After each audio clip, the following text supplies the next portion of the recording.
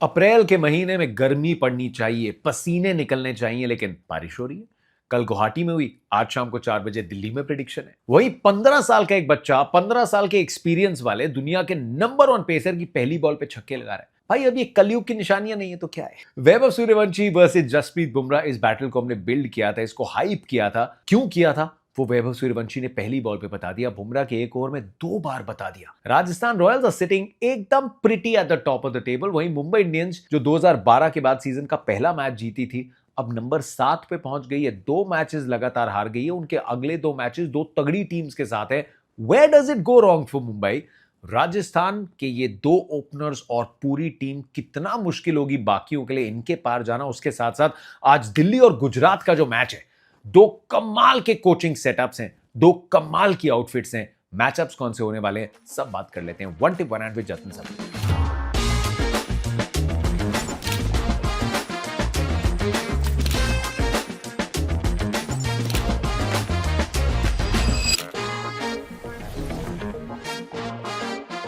सबसे पहले credit ground staff को। इतनी देर बारिश होने के बाद मैदान को सजा के तैयार कर दिया 11-11 ओवर की कॉन्टेस्ट के लिए। At least we got a good game at our hands. 11 over 5 over से और डबल से भी ज्यादा है, तो आपको फिर भी टाइम मिलता है अपनी टैक्टिक्स को अपनाने का। It's not just a pure shoot out, लेकिन उसको ऑलमोस्ट वो बना दिया राजस्थान रॉयल्स ने। तो सबसे पहले तारीफ ग्राउंड स्टाफ की, thank you very much. Unsung heroes ने इतनी बड़ी तादाद में, ऑलमोस्ट एक सिंक्रोनाइज्ड मोशन में बारिश रुकते ही मैदान को रेडी कर देते हैं। तो भारत में सभी ग्राउंड स्टाफ जितने भी हैं, बहुत बहुत शुक्रिया आपका, हमेशा आपके कमाल के काम के लिए।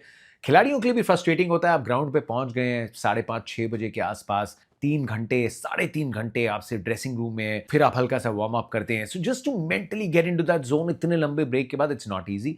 इसीलिए टॉस इंपॉर्टेंट हो जाता है, कंडीशंस बड़ी इंपॉर्टेंट हो जाती हैं। मुंबई को वहां एडवांटेज मिली, आपने टॉस जीता, आपने बॉलिंग का फैसला लिया, लेकिन राजस्थान रॉयल्स ने पहले 3 ओवर में उस बारिश के बाद तूफान बन के मुकाबला बहुत अपनी तरफ कर लिया था। हार्दिक पांड्या ने पोस्ट मैच प्रेस कॉन्फ्रेंस में जो बात बोली मुझे अच्छी लगी, क्योंकि उन्होंने वहां पे बैलेंस्ड आंसर दिया। क्योंकि ये सच्चाई है कि मुंबई का जो बॉलिंग यूनिट है उसने डिसअपॉइंट किया, लेकिन उन्होंने 2 बार ये भी बोला that Rajasthan played incredible cricket. वो कहते हैं ना चिकन एंड एग वाली सिचुएशन, की पहले क्या आई, मुर्गी या अंडा? उस तरीके की विडंबना है कि क्या बॉलिंग उस तरीके की थी जिसने दबाव ही नहीं डाला बैटर्स पे और वो पूरी तरीके से डोमिनेट कर गए, या बैटिंग ऐसी हुई कि बैटर्स ने बॉलर्स को चांस ही नहीं दिया अपने प्लान्स एग्जीक्यूट करने के लिए? तो पहले हल्का मामला कौन सा था? दीपक चहर को बॉल सौंपी, ट्रेंट बोल्ट आपके पास है, बुमराह आपके पास है। अब ऑब्वियसली एक ऑप्शन रहता है कि क्या यार आप बुमराह से नहीं स्टार्ट करा सकते, लेकिन दीपक चहर की ताकत क्या है? Swing bowling. ट्रेंट बोल्ट की ताकत क्या है? Swing bowling.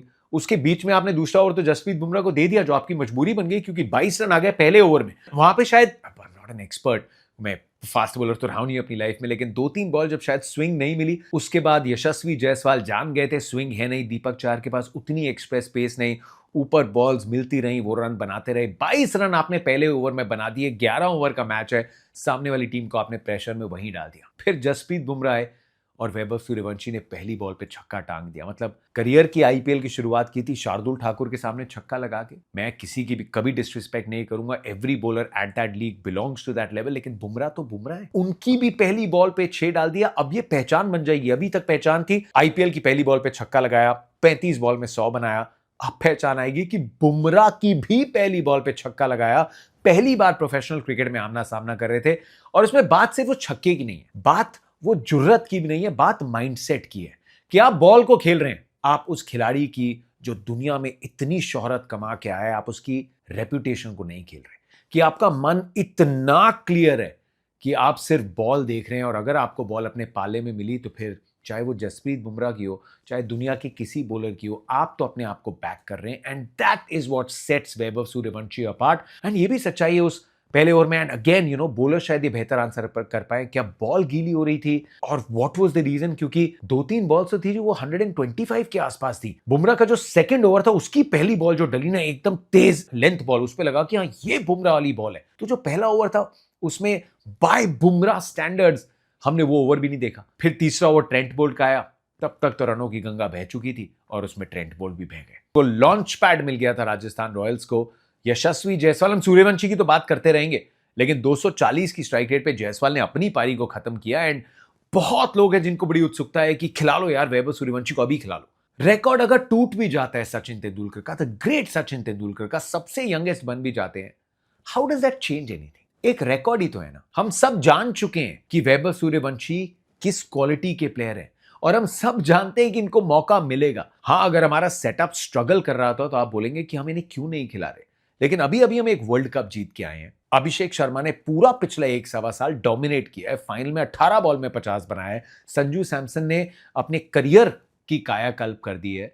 यशस्वी जायसवाल 2024 टी20 वर्ल्ड कप का हिस्सा थे, तो एकदम से किसको बिठा के खिला दे सूर्यवंशी को? हाँ, सीनियर्स अगर ब्रेक ले रहे हैं, आप चाहते हैं कि वो भारतीय स्क्वाड के साथ जुड़े, he will get his chance. अगर सचिन पाजी की एज से पहले नहीं मिला तो उसमें क्या बदल जाएगा? वीव ऑल सीन क्वालिटी क्या है इस खिलाड़ी की, बट ये फास्ट ट्रैक करने की जो बात है, यशस्वी जायसवाल भी वो चांस डिजर्व करते हैं and he is enjoying himself. Rajasthan Royals are looking brilliant, लेकिन बॉलिंग में सबके पास विकेट, क्योंकि जब मुंबई उतरी 150 का प्रेशर 11 ओवर में, सबको लगता है आपको मारना ही मारना है और आप नहीं मार पाते। अंत में चलो मार्जिन उतना बड़ा नहीं था जो एक समय लग रहा था, नमन धीर और शोफिन रदरफोर्ड के वो रन नहीं आते तो ये मार्जिन और बड़ा हो जाता, लेकिन 11 में 150 अगर आपके सामने है, so top order middle order हर बैटर एक अलग प्रेशर लेके आ रहा है और उसके सामने राजस्थान की इतनी complete bowling, Archer, burger, Sandeep Sharma, उनको ये बात बड़ी अपने कॉन्फिडेंस के लिए सॉलिड लगेगी कि 3 ओवर मैंने डाले। आर्चर ने नहीं, बर्गर ने नहीं, बिश्नोई ने नहीं, मैंने डाले 3 ओवर। आज भी मेरी वो जगह इस टीम में है, आज भी मैं उतना काबिल बॉलर हूं। रोहित शर्मा को जिन्होंने आउट किया, that was an absolute peach. शायद 6ठी बार आउट किया है रोहित शर्मा को, एंड जस्ट टू इमेजिन कि ये कौन सी शॉट खेल सकते हैं, बीट करना उस शॉट पे with that leg before was brilliant. तो सबने विकेट्स लिए हैं।